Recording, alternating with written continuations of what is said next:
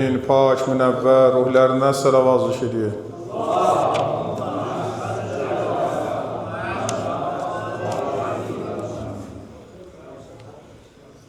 Allahümme salli ala Muhammed ve ali Muhammed. Euzu billahi mineşşeytanirracim. Bismillahirrahmanirrahim. Esselatu vesselamu ala seyyidina Muhammed ve alihi teyyibine tahirin. ولعن الدائم على أعدائهم أعداء الله من العانى إلى لقاء الله أما بعد. وقال الحكيم في كتاب الكريم رب اشرح لي صدري ويسر لي أمري واحلل عقدة من لساني يفقهوا قولي. السلام على الحسين وعلى علي بن الحسين وعلى أولاد الحسين وعلى أصحاب الحسين. Allah bu əzadarlıq məclisini ali dərəcədə bizdən qəbul eləsin. Başda zamanı imamı olmaqla bütün əhl-i beyt sevərlər və siz əzizlərə başsağlıq ərz edirik.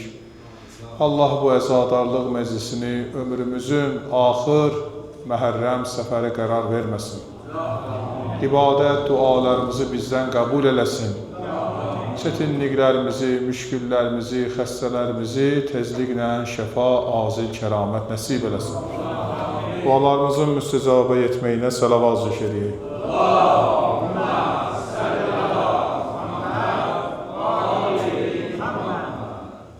Mən bu Mühərrəmin bu 10 gündüyü ki var, əvvəl düşünmüşdüm ki bir mövzu üstündə dayanacağam və bir mövzunu Məhərrəmin əvvəl günündən axır gününə qədər danışılacaq, amma baxıram ki, mövzular içərisində bizim üçün, hər birimiz üçün önəmli faktorlar var ki, və siz əzizlər və digər möminlər də faydalı olsun deyə, bəzi insanlara layiqli cavab versinlər deyə onlara biz mütləqən əsaslı ayə və hədisləri gərək deyək, bilək və özümüz o insanlar ki var, Məhərrəm, səfər ayı, Peyğəmbər əhl-i beytinin Məhərrəmində şəhadət məktəbinin mahiyyətləri haqqında gərək onlara layiqli cavab vermək üçün öyrənəyin. Mənim sizdən bir ricam, bir xahişim var. Deyilən hədis, ayətləri diqqətinizdə saxlayın. Bəzən görürsən ki, qarşı tərəfdən hansısa bir sözü dedikdə adam var, məscid əhlidir, məsciddə iştirak edir və məclislərdə iştirak edir. Həmən qarşı tərəfə cavab verə bilmir. Deyir, mən bunu eşitməmişəm, mən bunu bilmirəm.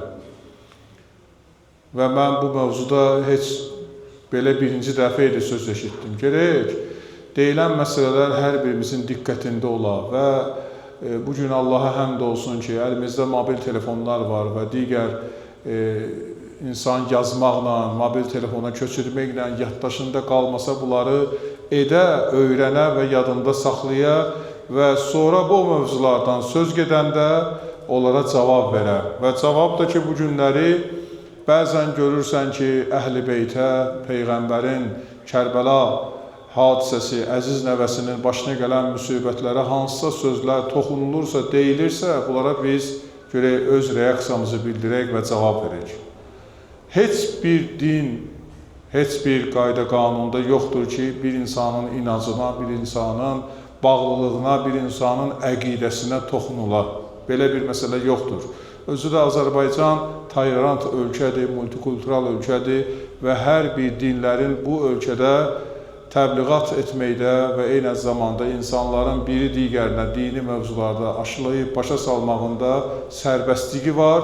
Gərək biz də bu sərbəstlikdən layiqincə istifadə edək ki, yadlar gəlib bizə hansısa bir məsələləri deməsinlər. Və bunu biz gərək qabağa keçək ki, bizdən qabağa keçməsinlər. Mən sözümdən başlamamazdan qabaq bir dənə hadisəni istəyirəm deyəm. Allah rəhmət eləsin. Böyük alimlərimizdən biri Müqəddəs Ərdəbili, Ərdəbil şəhərinin imam cüməsi. Deyir, gəldim bir şəhərə yetişdim, gördüm ki, cəmaat şadyanalıq eləyir, bayram eləyir. Dedim, bu gün nə bayramdır belə? Bayramlar adətən bilinir, dünyavi bayramlar. Hər bir dövlətin, hər bir şəhərin özünün qayda qanunları, milli adət-ənənələri var ki, bəzən bütün, yəni bu adət-ənənələr dünya səviyyəsində tanınılır. Misalən görürsən ki, hökumət başçısı hansısa dövlətin bayramını təbrik edir və onlar bizim bayramları təbrik edir, hüznü təbrik edir, başsağlığı ərz edir. Yəni bu məsələlər hamısı açıq-aşkar bilinən bir məsələlərdir. Deyir, baxdım ki, yəni bu belə bir, bugünkü gündə belə bir bayram yoxdur. Amma bu nədir belə bu cəmaət bayram edir? Dedi, bizim hakim, yəni belə deyə, bu şəhərin hakimi belə bir qərar çıxadıb bu günləri. Və o qərar qüvvəyə mindiyi üçün biz onu bayram edirik gözümüz üçün. Şəhərdə bugün bayram şənlikləri təşkil eləmişik.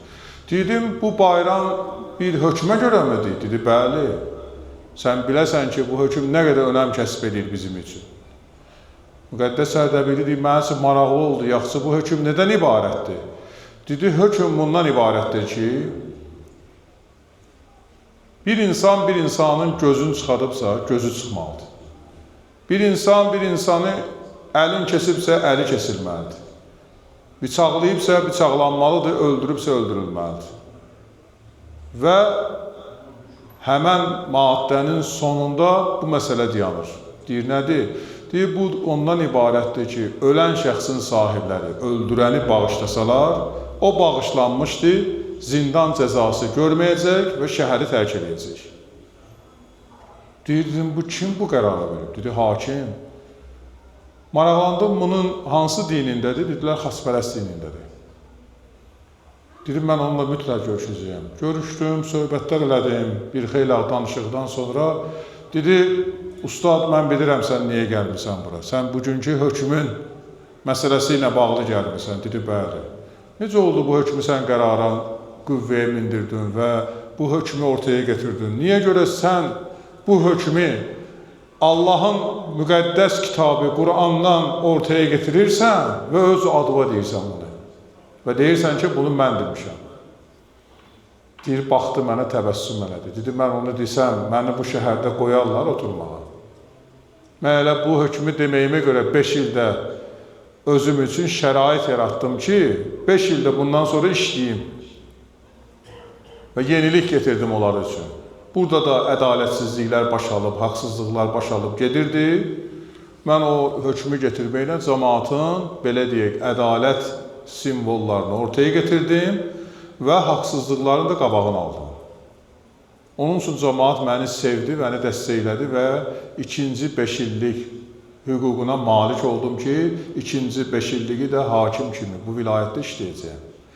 Dedim, biz Allahın qarşısına nə cavab verəcək? Bu Allahın hökmüdür axı. Sən deyirdin ki, müqəddəs kitabdan getirmişəm bunu. Və bu hökm Allahın hökmüdür. Müqəddəs Quran-ı Kərimdən bunu demişəm mən. Dedim, mən bunu deyə bilməzdim. Deyir, baxdım, gördüm ki, bu adamın Qurandan çox məlumatı var. Yəni, belə deyirsən, Quranın qəşəng öyrənib, qəşəng bilicisidir. Və bir xeyli söhbətdən sonra mən ondan uzaqlaşdım, öz-özümə çox heyhat elədim. Müqəddəs Quran-ı Kərim İslam dünyasına, müsəlman dünyasına nazil olub. Amma onun qanunlarını, onun hökmlərini kimlər oxuyub, hansısa şəhərlərdə özləri tətbiq edib, onunla hörmət izzət sahib olurlar. Onun üçün, möhtərəm möminlər, müqəddəs Quran, Peyğəmbərimizin hədisləri bizim dünya və axirətimizdir. Yəni, biz bu dünya və axirətdə bütün o amillər, o məsələlər ki var, axtarırıq suallar, onlar Quranda cavabları var və hədislərdə də tapa bilərik onları biz. Ona görə bizim üçün çətin mərhələ yoxdur. Biz özümüzü bəzən çətinliyə salırıq. Və sonra başqa yerlərdə hansısa sözləri deyəndə biz baxırıq ki, necə oldu, orada var, bizdə yoxdur. Bizim ali liderlər bunu demirlər, böyük tanınmış alimlər bunu demirlər. Yəni, bunun üçün heç nə lazım deyil, sadəcə eşitmək, qulaq asmaq və öyrənmək lazımdır. Ona görə Həzrəti İmam Hüseyn əleyhissalamın məktəbi bizi bir daha insanları zəlalətdən hidayətə apardı. İnsanları gözü bağlılıqdan düzgünlüğe yetişdirir. Ki, insan kör-körənə heç nəyi qəbul eləməsin. Qəbul etdikdə Peyğəmbərimiz də buyurur, məsumlarımız da buyurur ki, o məsələləri ki, eşidirsiniz, o hökmləri ki, eşidirsiniz, baxın, onun Qur'anla bağlılığı var ya, yox. Və ya Peyğəmbərin dilindən çıxan hədislər toplumunda o yerini tapır ya, yox. Həzrət İmam Hüseyin əleyhissalam bu mövzuda qiyamın yollarından biri odur ki, qiyama qalxmağın əsas mahiyyətlərindən biri o idi ki, insanlar cəhalətdə idilər. İnsanlar cəhalətə tərəf gedirdilər. İmam onları cəhalətdən nura çıxartmaq istəyirdi. Onlara nur yolunu göstərirdi. Onlara axirətdə ən gözəl məqamlara Həzrət İmam Hüseyin əleyhissalam vəd verirdi.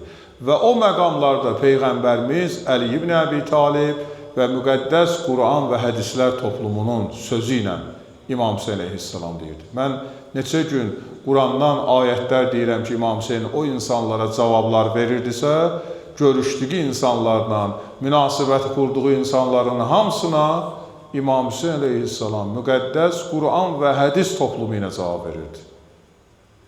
Onlara bildirirdi ki, Allahın hökmləri bu cürdür və Yezid açıq-aşkar günah eləyən, onun tərəfdarları açıq-aşkar günah eləyən bir insanlardır və bunlar İslamdan, dindən, dinin dəyərlərindən xəbərsiz adamlardır.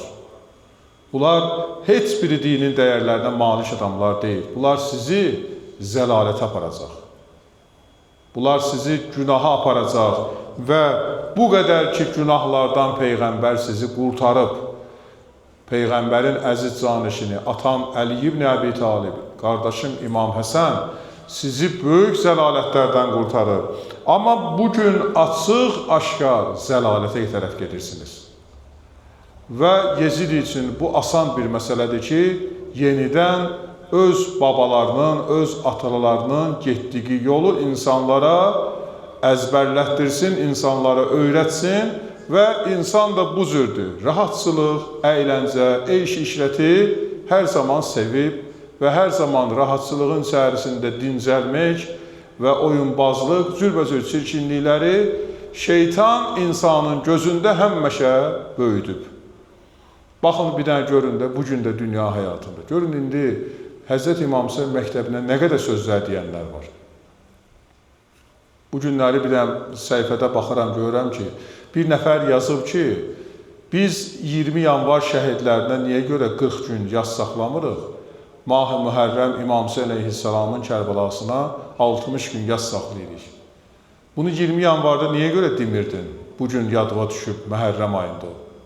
20 yanvarda çıxış edəydin, deyirdin ki, biz iddia qaldırırıq ki, 20 yanvar şəhidlərimizi, Xocalı şəhidlərimizi 40 gün yasla hüzün saxlayaq və ölkədə hüzün elan edəyək.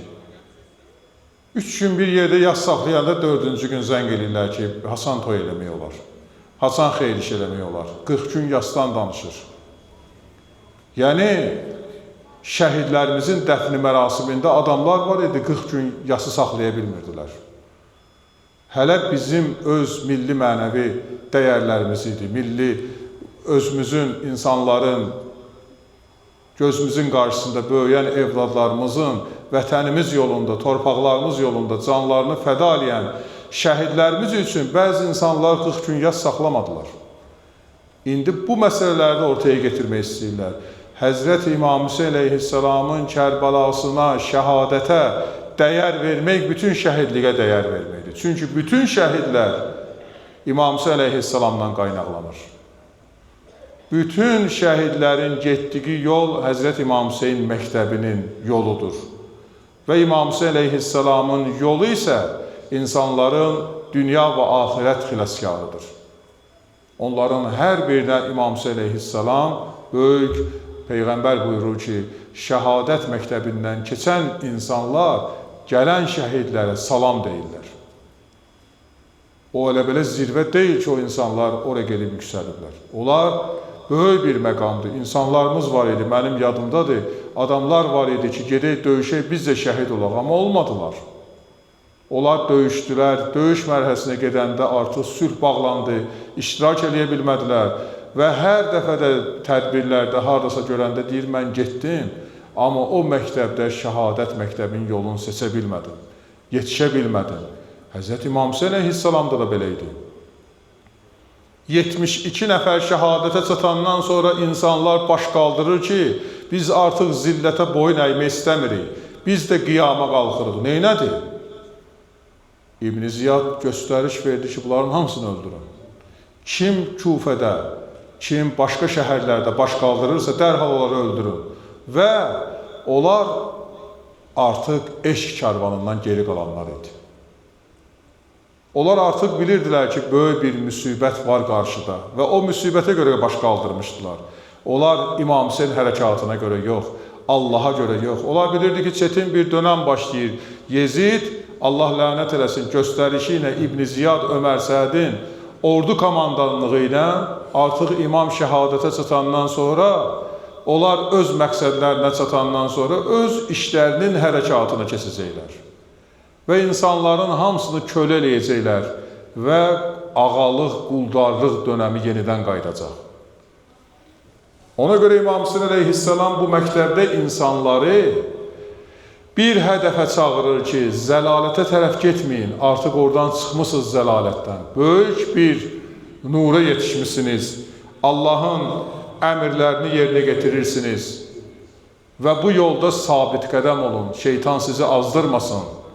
Bugün danışanlar Allah adına şeytanın sözlərini sizə deyirlər. Və o şeytan ki sizi içinizdədir, Quran da buyurur, o şeytan həm insanlardan və həm də cinlərdəndir. Ona görə ona tərəf getməyin. İmam Hüseyin əleyhissalam onları zəlalətdən qurtarmaq istəyir. Amma imamı dinləyənlər, imamı eşidənlər, imamın yanında yer tapanlar böyük nura yetişmişdilər. Və ondan ayrı düşənlər isə zəlalətə çatdılar. Necə ki, mən ötən dəfə də qeyd elədim, imamın karvanı Nuhun gəmisi kimi idi, o gəmiyə minənlər nicat tapdılar, o gəmidən uzaq olanlar uçuruma və zəlalətə gedib yetişdilər. Bugünkü gündə tarixdə var ki, Məhərrəm ayının 6-cı günü, 7-ci gecəsi artıq Ömər Səd böyük bir orduya komandanlıq mərhələsini geçişir. Artıq İbn Ziyad onu ordu komandanı qoyur və böyük bir ordu yığır onun üçün. Və Ömər Səd bugünkü gündə tarixdə var, sevincinin həddi hududu olmur. Çünki düzdür, atası tanınmış adam idi, Fars Fatihinin oğlu idi. Yəni, tanınmış bir adam gəlir Peyğəmbər balasının qarşısında böyük bir ordu ilə dayanır. Və sevinirdi ki, mən bu döyüşdən sonra böyük nailiyyətlər əldə edəcəyəm və bu döyüşdə mütləq mən qalib gələcəyim, çünki böyük orduya rəhbərlik edirəm. Və insanların nəfsinin bağlılıqları, nəfsə uymağın nəticələri ağrılı, acılı dünya həyatı və axirət əzabını yetişməklə oldu. Ona görə Peyğəmbərin əziz balası bugünkü günlər bütün yar-ı ənsarın ətrafına cəm edir, deyir, biz Kərbəlada şəhid olsaq da və ya o Kərbəla mərhələsində biz şəhid olmasaq da biz qalibiyyətdəyik. Allah bizim yerlərimizi cənnətdə deyib, Allah bizi yer üzərində vəli təyin edib və Kərbəla hadisəsi bizim getdiyimiz yolu bütün ərş-i aləm, bütün peyğəmbərlər, bütün yer üzərinə nə qədər mələklər ki enir, hər biri dəstəkləyir ki, insanları zülmətdən nura çıxadaq. Və İmam Hüseyin əleyhissalamın bugünkü gündə tarixdə var ki, ən sevdikləri belə, yaxın əzizləri və o dostlar ki, Peyğəmbərlə bir yerdə idilər, Həbib ibn Məzahir kimi və digər səhabələr ki, Peyğəmbərlə çiyin-çiyinə idilər, Peyğəmbəri görən şəxslərdir, onların hamısı İmam Hüseynin yanında yer tapmışdır. Kərbəla məktəbi elə bir məktəbdir ki, İmam Hüseyn əleyhisselamın imtihanı onlar üçün böyük bir mərhələ idi. Və onlar son imtihanlı Kərbəlada göstərməli idilər. Və Peyğəmbərin yanında səhabə kimi tanınan adam tarixdə var ki, Kərbəlaya gəlmədi. Mədinədə qaldı. Misalən, Zübeyrlər özləri Peyğəmbərin adı gələndə ayağa qalxıb salavat zikr edərdilər. Peyğəmbərə canım sənə fəda olsun deyərdilər. Amma onlar Məkkədən bir addım da olsun kənarlaşmadılar. Dedilər, İmam Hüseynin Yezidlə qiyam hərəkatı var, özləri öz məsələlərini həll edərlər. Bizim orada nə işimiz var ki, biz orada ordu yeridik. Halbuki Peyğəmbəri sevirik, əliyini sevirik sözləri dillərindən düşmürdü.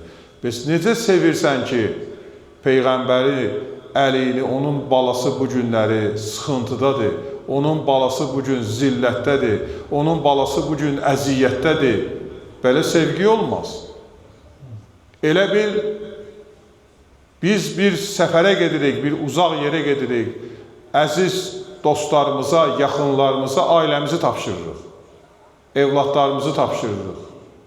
Gəlib görürük ki, evladlarımız hərəsi bir yanda, biri əziyyət çəkib, biri xəstəxanada, yaxşı səninlə maraqlanan deyil, sən gedəndən sonra qapılar bağlandı üzümüzə. Heç kim bizim evə gəlmədi. Misali belədir.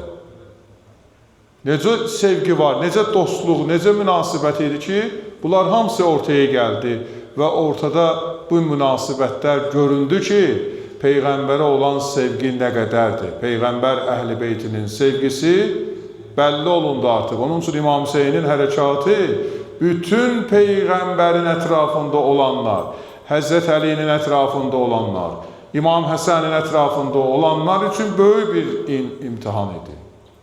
Və bu imtihandan çıxmaq üçün yalnız Həzrət Hüseynin yanında yer almaq lazım idi. Muxtar Səqəfi gəlir Hənəfiyyənin yanına, İmam Hüseynin qardaşının yanına. Deyir, izni ver gedim qisas alım mən, İmam Hüseynin qisasını alım. Orada çox maraqlı söhbətlər var. Orada mövzulardan biri budur ki, Hənəfiyyə bir dənə gözəl sözdür. Deyir, ey Muxtar, sən haradaydın? Niyə eşq karvanından geri qaldın? Niyə o karvan Həzrət İmam Hüseynin yanında sən yer ala bilmədin? Deyir, məni zindana saldılar, məni bu cür elədilər, bu cür elədilər. Deyir, necə oldu bu gün danışıqlarla sən Kufədə yer almısan? Necə olub bir gün Mədinəyə gəlmisən? Hənəfiyyə onu qınadı. Sən bu mərhələlərdə biraz səbirli olsaydın, yetişə bilərdin İmam Hüseynə. Və sonra başlayır ağlamağa. Ağlayır, Muxtar Səqəfi bilir ki, Hənəfiyyənin ona dedikləri nədir? Deyir, mən özüm də, ey Muxtar, Həzrət Hüseynə kömək eləyə bilmədim. Mədinədə nə gücün varsa ona dəstək verdin. Amma Mədinədən bir adam belə yerindən qalxıb Hüseynə tərəf getmədi. Peyğəmbərin şəhərindən. Və Həzrət İmam Hüseyn əleyhisselama bu insanları nə qədər tanıtdırdımsa, bu insanlar İmam Hüseyni eşitdilər, ruhuna salavat dedilər, Allah onu qorusun dedilər, amma dəstək vermədilər. Mən bu hədəfləri başa düşə bilmədim. Muxtar deyir, mən sənə söz verirəm ki, onun bütün zülm eləyənlər, ona gülənlər, ona əziyyət verənlərin hər birindən qisas alacağam. Hər birindən qisas alacağam və Allah bu yolda məni sabit qədəm eləyəcək. Və bu yolda isə mən sənin dəstəyini, dəyərini istəyirəm. Hənəfiyyə baxır, belə bir dənə söz deyir. Deyir, İmam Səccad əleyhisselama yaxınlaş. Deyir, mən imama yaxınlaşa bilmirəm. Çünki ona bir söz dedikdə o ağlayır. O müsibəti yaşayan adamdır. Görən adamdır. Amma Hənefiyyənin bir dənə sözü olur. Deyir, ey Muxtar, səndən bir dənə xahişim var. Mənim qardaşım balası çox müsibətlər görüb. qardaşın balaları çox müsibətlər görüb. Onların biri Əli Əkbərin müsibəti idi. Əli Əkbər müsibəti cavan, Cənab-ı Qasimin bir qardaşının balası müsibəti və Həzrəti xanım Zeynəbin balalarının müsibəti, Əbəlfəzl Abbasın müsibəti. Bu müsibətləri sayır, gəlir, yetişir, bilirsən hara. Deyir, Cənab-ı Əli Əsgərin müsibəti çox ağır müsibətdir. Səndən bir iltimasım var, ey muxtar. Onun düşmanından çox ağır hesab al. Ondan ağır hesab al və ondan soruş ki, bu hədəfə sən nə üçün çatdın? Qoy bu dünyada dili ilə desin, danışsın.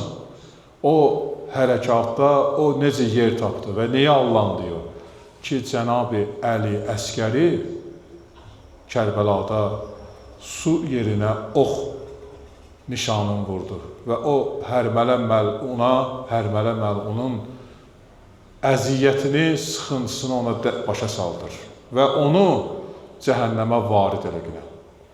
Mənim səndən budur məsələn. Və Həzrəti İmam Hüseynin dilindən bir neçə dənə hadisələri deyir və Hənəfiyyə uşaqlıq mərhələsinin dəyərlərini Qurandan ayələrlə Muxtar Səqəfi edir.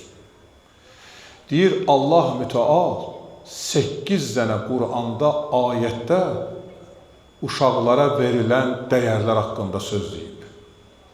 Yəni, heç bir döyüşdə uşaq öldürülməyib bu günə qədər. Böyük müharibələr olub, Peyğəmbərlərin müharibələri olub. Peyğəmbərdən öncə böyük şahlar müharibə ediblər. Amma evə, ailəyə daxil olanda qadına və onun körpəsinə, uşağına heç vaxt heç bir sərkərdə əl atmayıb. Çünki o sərkərdənin acizliyi olardı. O valinin acizliyi olardı ki, bir qadına, bir körpəyə əl atasan. Həmən şəhərləri ələ keçidib o uşaqları böyüdüb özünküləşdiriblər. Amma heç bir uşaq öldürülməyib. Amma Kərbəla hadisəsində İmam Hüseynin Cənab-ı Əli Əsgəri meydanda ağır, faciəli surətdə şəhadətə yetişir. Və Qurandan ayələri deyir. Ayələr bundan ibarətdir. Allah mütəal Quranda buyurur ki, göylərdə və yerdə nə varsa hamısı Allaha məxsusdur. Allah mütəal hər bir şeyi görəndir, hər şeyə qadirdir. O, dünyaya qız və oğlan evladının gələcəyini də bilir və Allah hər bir insana bu evladı bəxş edir və ondan möhkəm yapışın və hər bir işin əvvəl, axırı ona tərəfdir.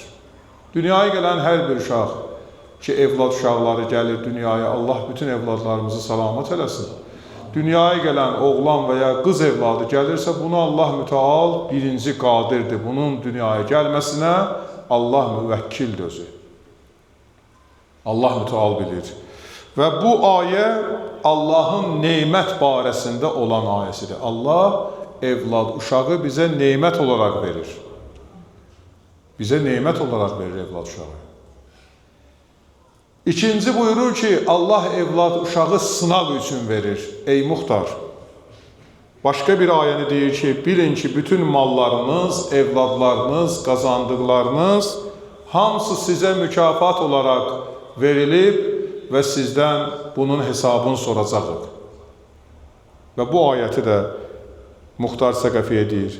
Və üçüncü ayə buyurur ki, övlad və mal, dövlət dünya həyatının bəzəyidir, dünya həyatının bağlılığıdır və nə qədər dünyada evlad, uşaq varsa, var dövlət qismindədir və Allah necə ki, dünyada qazancın olan var dövlətin əlindən aldığı kimi, bir gün var dövlət qismində evlad uşağın da səndən hesabını soracaq.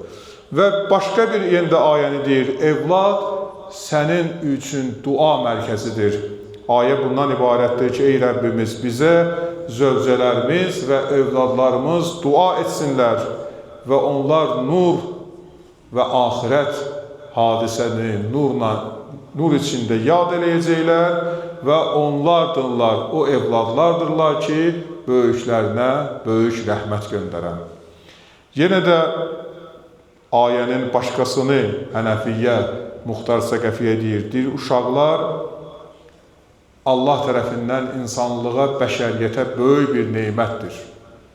Vay o insanların aqibətinə ki, Allah Quranda buyurur, onlar öz evladlarını kasıblıq ucbatından öldürürlər və düşünmürlər ki, Allahın verdiyi bu neymətin bir gün hesabını soracağı. Allah hər bir yaradılış aləmdə yaratdığı insanların ruzusunu yaradılmamışdan qabaq verir. Bu da bir ayə. Buyurur, ey Muxtar, bu ayədə Allah Müteal buyurur ki, evlad sınaq mərhələsidir. Ayə Allah tərəfindən belə Peyğəmbərə nazil olub. Ey Rəbbimiz, sənə bütün görülən hadisələr sınaq olaraq bəxş olunub və evlad uşaqla heç vaxt fəxr etməklə. Bunun bir gün hesabı sənin üzərindədir. Adamlar var da, görürsən, oğul uşağı ilə fəxr edir. Mənim 5 dənə oğlum var, mənim 10 dənə uşağım var. Olmaz belə məsələ. Allah adam var ki, ona evlad nəsib eləməyib. Görürsən, o da kövrəlir ki, bunun bu qədər uşağı var, mənim evladım yoxdur. Hələ bir dənə qəlbindən bunu keçsə, sənin çetin olacaq, bizim üçün çetin olacaq. Onun üçün Allah Quranda buyurur ki, evlad uşaqla heç vaxt fəxr etmək olmaz. Yəni, bu məsələ çox önəmli məsələdir. Evlad, uşaq, valideyn üçün bir dərd olar. Quranda ayət var, Allah Müteal buyurur ki, ey iman getirənlər, heç qəm yeməyin. Sizin evladlarınız, bəziləri sizi bezdirirlər dünya həyatında. Heç bunun narahat olmayın.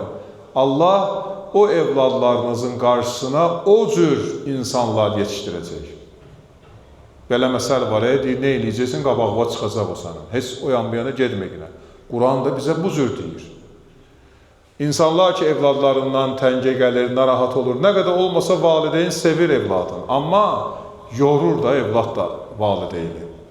Və sonuncu ayə nəyi deyir?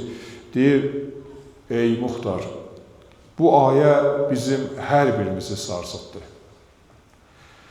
Bu ayə bundan ibarətdir ki, Allah Müteal buyurur ki, Allah yanında zövcələriniz dünyaya evlad getirdilər və o evladlar onların əlindən alınandan sonra o zövcələr çox əziyyət çəkdilər, o qadınlar çox əziyyət çəkdilər. Bilirsiniz də, Peyğəmbərdən qabaqçı dönəmdə ərəblər neynirdilər? Qız uşaqları dünyaya gələndə onları diri-diri torpağa tapşırırdılar. Uşaqlar, qız uşaqları diri-diri aparırdılar, torpağa tapşırırdılar. Quranda Təkvir surəsinin 10-cu ayəsində Allah bu hadisəni xatırlayır. Və bu cəhalətdən irəli gələn məsələ idi, cahillikdən irəli gələn məsələ idi. Halbuki Peyğəmbər gəldi, Peyğəmbərin dönəmində bu hadisələr hər biri pisləndi və ərəb dünyasına Peyğəmbər bir ədalət prinsipi getirdi, böyük mədəniyyət getirdi, böyük əxlaqi dəyərlər getirdi. Peyğəmbərimiz bilirsiniz nə deyir?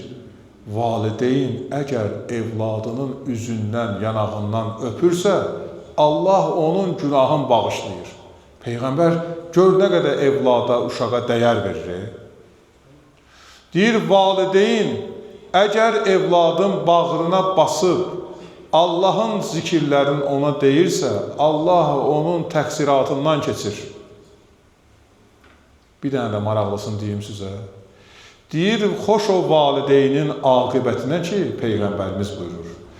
Bir valideyn evladı dil açdıqda ona Bismillahirrahmanirrahim kəlməsini deyə, Allah Teala bütün valideynin günahlarını bağışlayar. Bundan gözəl söz ola bilər. Ki, uşaq başladı danışmağa, ona Bismillahirrahmanirrahim sözünü öyrət. Uşaq bunu təhvil verdikdə Allah sənin günahlarını bağışlayar.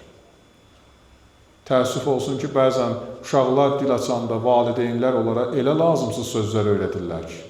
Və sonra görürsən ki, dostu ilə, yaxını ilə oturanda bir dənə uşaq pis söz danışanda gözün ağardır olsun ki, danışma ki, belə eləmək olmaz, bu cür danışmaq olmaz. Amma düşünmür ki, bunun elə səbəbkarı sən özünsən. Bunu sən yaratmısan. Buna səbəbkar sən özünsən, belə yetişdirmirsən və bu da təhvil verir bildiklərini sənə. Ona görə Peyğəmbərimiz buyurur ki, dünya həyatında sizin evladlarınız həm sizin axirətiniz cənnətinizdir və həm sizin cəhənnəminizdir. Qayıdıram Hənəfiyyənin bu ayəsinə ki, deyir, elə ki, Həzrəti İmam Hüseyin əleyhissalam sağına, soluna baxdı, gördü ki, nə Əbəlfəzl Abbası var, nə Əli Əkbəri var, nə Həbib ibn Məzahiri var, nə Ovsəcəsi var, heç kim yoxdur. Artıq imamın bütün yar-ı ənsari, əzizləri, hamısı Kərbəlada şəhadətə yetişiblər. Gördü, uşaq səsi gəlir, uşaq ağlayır. Allah lənət eləsin, Şimri Məlun dedi, ya Hüseyin, yoxdur sən daha bir sərkördün, bir ordun bizimlə döyüşməyə. Gör, nə boyda bizim ordumuz var. Hələ bizim ordumuz yenə də gəlməkdədir. Yoxdur bir köməyin ki, bizə yetişsin. Həzrət İmam Hüseyin əleyhissalam görür, Əli Əskər ağlayır. Rübab elə ki, uşağın ağlamaq səsini saxladıqda, İmam Hüseyin əleyhissalam yaxınlaşır Rübaba, götürür, o uşağı getirir meydana. Deyir, Allahım şahiddir ki, mənim neyim varsa hamısı onun yolunda fəda elədim. Amma bu uşaq bir içim su istəyir və bu uşağa su verin və sonra meydanda mən sizinlə bir yerdə döyüşüm. Allah lənət eləsin, Ömər Səd Hərmələ Məluna deyir ki, ver ona suyunu. O su istəyir. 3 şaxəli deyir, ox 3 dənə getirmişdilər. Onun birini də Əli Əskərə deyir, vuruldu deyir. Həzrəti İmam Hüseyin əleyhissalam elə ki, deyir, o ox gəldi balasına, qucağında Əli Əskərə deydikdə, Əli Əskər elə bildi, Həzrəti İmam Hüseyin əleyhissalam ona su verir, baxdı, gördü, bu oxdur, bütün qan içərisində. İmam Hüseyin əleyhissalam onun deyir, boğazından axan qanı götürdü və Allahın müqərrər mələki Cənab-ı Cəbrailə Allah əmr edir, get o qanı səmaya qərq elə, yerə düşməsin o qan. Əgər yerə düşsə o qan, bütün dünya qan içərisində olur. Kərbəladan daha heç əsər əlamət olmaz. Bu günləri də bizə hər gün Aşura, hər yer Kərbəla sözünü Allah hər gün yaşadır, əziz möminlər. Hər gün səhər dan yeri açılmamışdan qabaq, göyün qızartısını hər birimiz görürük. Deyərsiniz ki, indi günəşin çıxmasıdır. Amma günəşin çıxmasından qabaq, izləsəniz göyün səmasında bütünlüklə qızartı işarəsi var. Allah, tarixdə var, ravilər bunu yazır ki, Allah hər gün Əli Əskərin nişanın göy səmasında qərq eləyir və insanlığa, bəşəriyyədə yaşadır ki, dünyada 5 ay 17 günlük, bəzi tarixçilər 6 ay, 6 aylıq uşağın Kərbəla hadisəsində qəhrəmanlığından danışır. Ki, bu uşaq belə bir qəhrəmanlıq göstərir. Deyir, o halətdə ki, Rübab öz uşağını Həzrəti İmam Hüseynin qucağında deyir, gördü. Çox pərişan oldu, deyir. Həzrəti İmam Hüseyin əleyhissalam Rübaba deyir, baxa bilmədi. Onda deyir, baxa bilmədi. Çünki o uşağı su üçün aparmışdı. Üzünə baxa bilmədi. Tarixdə var ki, deyir, xanım Zeynəbin yanına bir şəhərdən gəlirlər, yetişirlər. Rübab gedir, deyir, xanım Zeynəbin xeyməsinin qabağında başlayır günün altında dayanmağa. Deyir, Həzrəti Hüseyni günün altında qoydular. Mənim uşağımı günün altında müsibətlə öldürdülər. Allah mənə də bu gün səmasının altında öldürsün. Gəldi, deyir, xanım Zeynəbin yanına bir nəfər. Tarixdə var ki, tanınmış bir şahın xanımı idi. Kərbəla hadisəsini eşitmişdi. Gəldi xanım Zeynəbə başsağlığı ərz edir.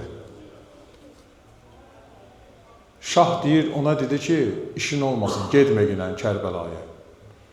Dedi, nə üçün? Dedi, gedmə Kərbəlaya. Və sən iştirak eləmə orada. Dedi, artıq Kərbəla hadisəsi tamamlanıb. Xanım Zeynəb mənə dərsi təfsir elmin deyib. Az bir mərhələdə mən ondan bəhrələnmişəm. Mən istəyirəm gedim. İzni ver, dedi, ona heç nə deməyin amma. Biz sənə dəstək verərik, kömək eləyərik, məsələlərinə toxunma ginə. Dedi, yaxşı. Gəldi, deyir, xanım Zeynəbin yanına, gördü Rübab qapıda dayanıb, tanamadı. İçəri daxil oldu, xanım Zeynəbə dedi ki, bu nə axmaq bir qadındır ki, günün altında dayanıb, başına gün vurur, bu adam içəri keçmir, xeyməyə tərəf keçmir. Rübab deyir, bunu xeymənin içərisində daxil olan qadının sözünü eşitdi. Xanım Zeynəb deyir, belə baxdı, dedi, sən dərs təfsirdə oturdun, öyrəndin, amma çox dəyərlərə malik ola bilmədin. O bilirsən kimdir? Dedi, kimdir? Dedi, Əli Əsgərin anası deyir. O balasının hər gün müsibətini yaşayır. Hər gün deyir ki, ilahi, məni günün altında qaldıqcan öldürgünə məni. Ölməyini Allahdan istəyir, özünü öldürmür. Allahdan əcəlini istəyir. Çünki o hər şeyini itirdi.